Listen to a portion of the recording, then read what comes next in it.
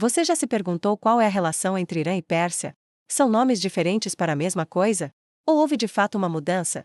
Para responder, é preciso olhar para a geografia e a história antiga dessa região.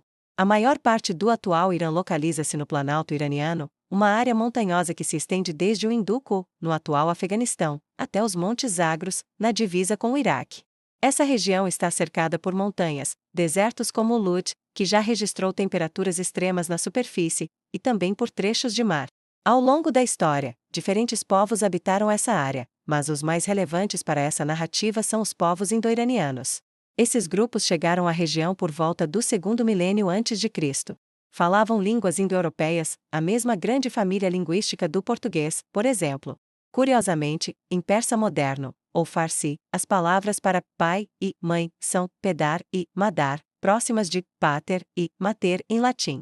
Bem diferente do árabe, que usa ab e o que evidencia a diferença linguística entre persas e árabes, dois grupos muitas vezes confundidos. Entre os indo-iranianos, dois povos se destacaram: os medos, que ocuparam o noroeste do atual Irã, e os persas, que se estabeleceram mais ao sul, em uma região chamada Pars, nome que os gregos transformaram em Perses. Daí vem o termo Pérsia. Essa região hoje corresponde à província iraniana de Fars. Os persas, inicialmente, não eram o grupo mais poderoso da região.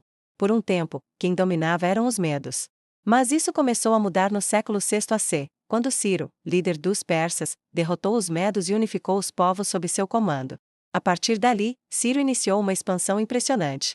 Diferente de outros impérios da época, como os assírios e babilônios, que dominavam pelo medo e pela opressão, os persas de Ciro adotaram uma abordagem mais conciliadora.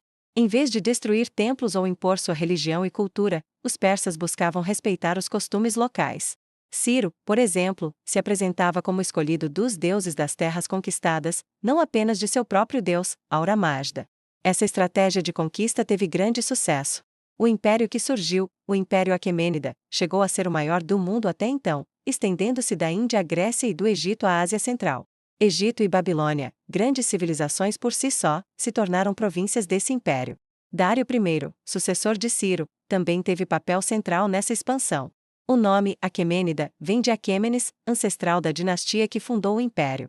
Diversos estudiosos consideram o Império Persa a primeira superpotência global da história, não só pelo território, mas pela sofisticação de sua administração e pela diversidade cultural sob seu domínio. Esse domínio durou até a chegada de Alexandre, o Grande.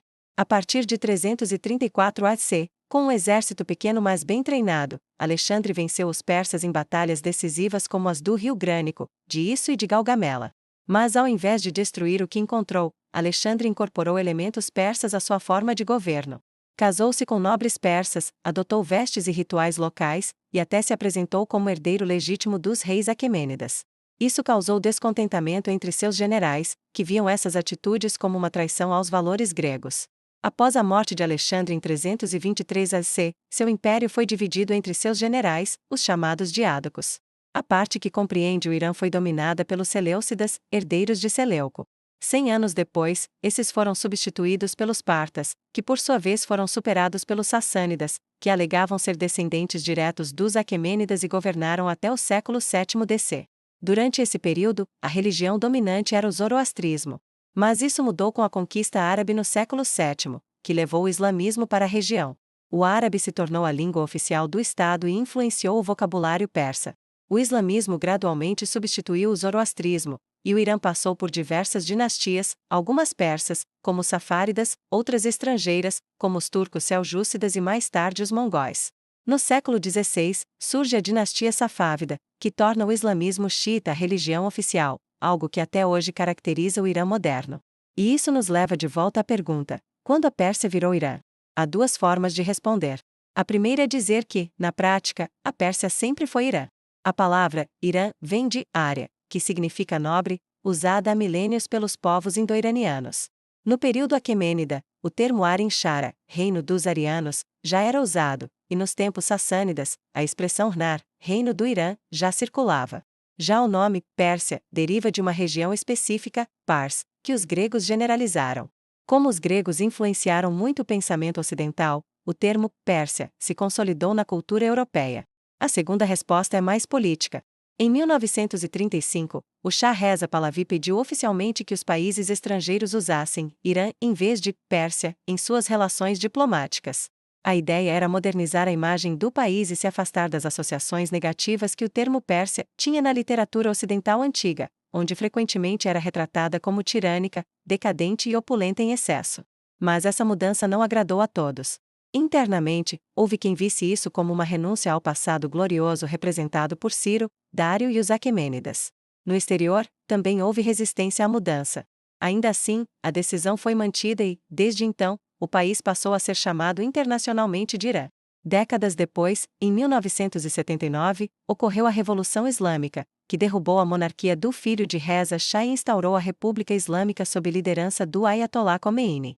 Isso marcou uma ruptura com o Ocidente e talvez tenha revertido as conotações dos nomes. Hoje, para muitos fora do país, Pérsia pode remeter à glória cultural antiga, à poesia, aos tapetes, à medicina e filosofia, enquanto Irã evoca conflitos, tensões políticas e fundamentalismo. Portanto, embora o nome Irã seja antigo, ele passou a ser usado oficialmente apenas no século XX.